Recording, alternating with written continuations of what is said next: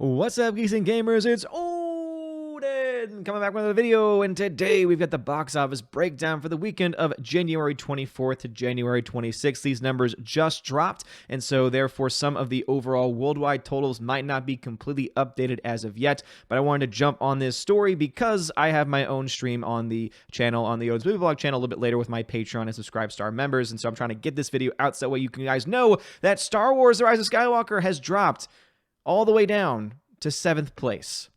That's right, a Star Wars movie. Yes, it has now been out at this point for 6 weeks, but it has now dropped to 7th place, making a tawdry $5.1 million with another 38% drop at the domestic marketplace, dropping out of 258 more theaters, which just goes to tell me that these theaters are probably, for the most part, pretty dang empty because of so many theaters, so many showtimes, and yet so little cash actually being given to the franchise overall. But let's talk about some of the better films that came out. So we have Bad Boys for Life, which is now repeating its spot at the number one with $34 million at the domestic marketplace, a 46% change from week 1 to week 2, which is very, very impressive. 1917 coming in at number 2. Only a 28% drop, added onto another 325 theaters, making $15.8 million, which makes me very happy because I think it's a very good film, which brings the overall domestic total for that to $103.8 million. Still, it has a little ways to go before it can reach profitability, but overall, still very impressive nonetheless. Dolittle, even though it only had a 43% drop, yes, a 43% drop in its second weekend, and still, for some reason, at 4,155 theaters, no change there, made $12.5 million, meaning that its per theater take is pretty bad. At 4,000 plus theaters, making $12.5 million in a weekend, that is not good at all. And what's even worse is that that film cost so much money to make that it's already looking like it's going to be around $150 million loss. I'll do some more putting into the Excel sheet that I've been showing every now and then to show you like the actual projected losses over on the main channel of Odin's Movie Vlog. So if you want to find out how much movie Dolittle is set to lose, go wait and check out that. Go check out, what am I talking about? Go check out the Odin's Movie Vlog channel for more information about that. The Gentleman, which is a new film that came out this weekend, started off with $11 million at a little over 2,000 theaters. That's actually pretty impressive. So definitely more of a smaller release for that film. Jumanji: The Next Level continues to do well, 19% drop, only losing 202 theaters, still at over 3,000 theaters, so still doing very well there at $7.9 million. A new film called The Turning, which is the new horror film starring Finn Wolfhard from Stranger Things, made $7.3 million, and of course, Rise of Skywalker coming in at that number 7 spot. That's how far Star Wars has fallen. So let's go ahead and look at the overall totals right now. Bad Boys for Life right now has $159.5 million worldwide, which for the most part is pretty good. Again, it was a $90 million production budget, so it's still got a bit more money to make before it actually reaches profitability, but it's definitely on that pace, especially repeating the number 1 spot at the box office. Seems like it will probably be in the top 3, I imagine, sometime next weekend, and we'll go ahead and continue to follow that film as it continues to do well. We have also 1917, which is now up to $165 million, but just as a reminder, that film cost a pretty decent amount to make as well, about $100 million to produce that film, so that movie still has a little ways to go before it reaches profitability. It's doing very well in the domestic market with over $100 million, not nearly as well in the international marketplace, which to me is a little surprising. I figured that it would be a little bit stronger in the international marketplace because it obviously deals with a war that is not exclusive to the United States, and so I was kind of interested to see where that would fall in.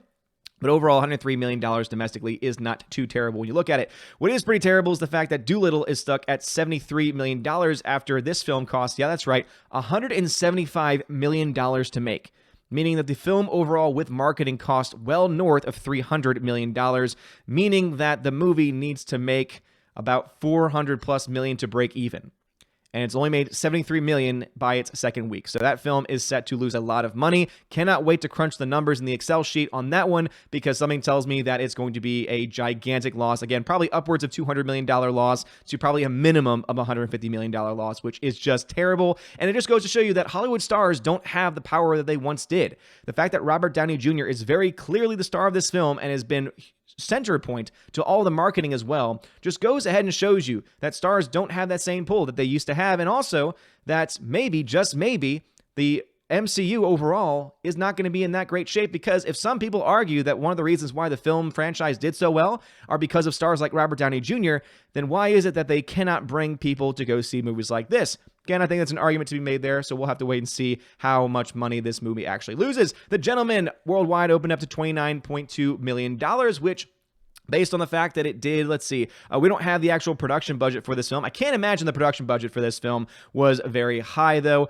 This was another film created by, oh my goodness, I always forget this dude's name, and for some reason, it doesn't have that information here. I hate, that's why I've been missing my old school site. I've been missing my old school site because it used to have all the information right there in front of you, and now you have to look for it. Guy Ritchie is the name I'm looking for. So Guy Ritchie wrote and directed this film. He's done a lot of really cool stuff in the past as well. So something tells me this production budget probably wasn't crazy large, even though it has an all-star cast, and I've heard some pretty good things about it as well. So this film seems to have a pretty good starting off point. Jumanji: The Next Level, $720 million.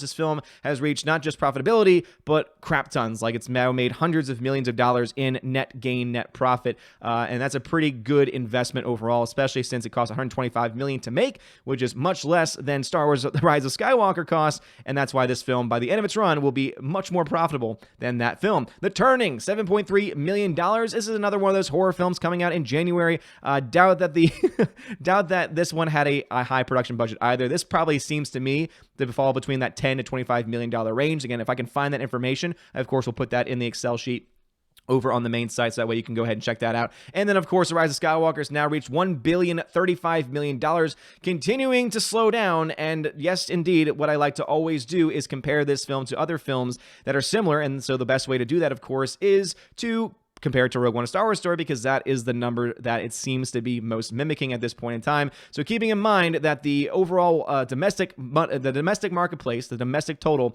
for Rogue One was $532 million before adjusting for inflation. That seems to be probably way too high for what this film is expected to make by the end of its domestic run. This film, I think, would be lucky to end around $520 million domestic, meaning that not only will it come in below Rogue One: A Star Wars Story's number before inflation, but much lower than its after adjusted for inflation number, and much lower than the $620 million of The Last Jedi. Just remember, we went from $620 million domestic, which again, when you adjust for inflation, is a little bit higher than actually that at this point in time. You've had over $100 million in just the United States marketplace, in just the domestic marketplace rather, that has now just vanished and disappeared. And if you're going to try and tell me that that means that Star Wars is in a good state, if you're losing out on $100 million, over $100 million that was once there for the franchise and is no longer there in one market in particular, that is not a good number. That is not a good metric. That is a gigantic drop-off. And people can try and spin it all they want to say, oh, but it's still, look at that number, it's still made over $1 billion. Still not that impressive. And also, it seems very likely that the film might just pass up the Rogue One before adjusted for inflation international numbers. However, because obviously it's doing a little bit better, but this, of course, is before you adjust for inflation as well. But this is a film that still seems like it might just come in just underneath a film like Joker, which has now reached $1,070 million. And so that's going to be a number I will continue to follow as well, because if somehow Joker can beat this movie, that will just make me all kinds of happy. But anyway, let me know your thoughts about this. And of course, looking at the day-to-day numbers overall, as you can see that Rogue One did much better all on its 5th Thursday, 6th Friday, 6th Saturday, 6th Sunday. And I can imagine that if it made $612,000, so again, in its 6th Monday, Rogue One did, we could probably see under $500,000, around $500,000 kind of money for Rise of Skywalker as of Monday. So it'll be interesting to see whether it's able to catch up with Rogue One. But at this point in time, based on these drops, I highly doubt it. Ever since the 4th Tuesday, it has not been able to match up day to day with Rogue One: A Star Wars Story. And something tells me that it will continue to fall behind. Rogue One was at $512 million before adjusting for inflation at this same time in its history. And it's just sad. It's just sad to see what's happened to the Skywalker saga, and really just the Star Wars universe in general ever since Kathleen Kennedy took over, which is why Kathleen Kennedy needs to actually get out of here. So anyway, let me know your thoughts about all the films that have broken out. What are your thoughts about any of the new films, any of the new releases? So again, now we have the official updates. So as you can see, this has indeed dropped from 5th place to 7th place, which is just terrible. Coming in just a little bit over the Little Women film, Just Mercy, Knives Out. Knives Out, again, goes to show you that Rian Johnson can actually make money at the box office. And actually, this film is doing better in China and other places than Rise of Skywalker did. So that should speak volumes. And I'm very glad to see Parasite get on this list, because if you've not seen Parasite yet, it's one of the best films of the year, making $2 million, which is not a whole lot. But for a film like this, that is freaking fantastic. Let me know your thoughts about this stuff and all that you talked about in the comment section below. If you like this video, smash the like button, give us a subscribe. It helps us a lot. You're all amazing, beautiful people. Have a wonderful day. And as always, God bless.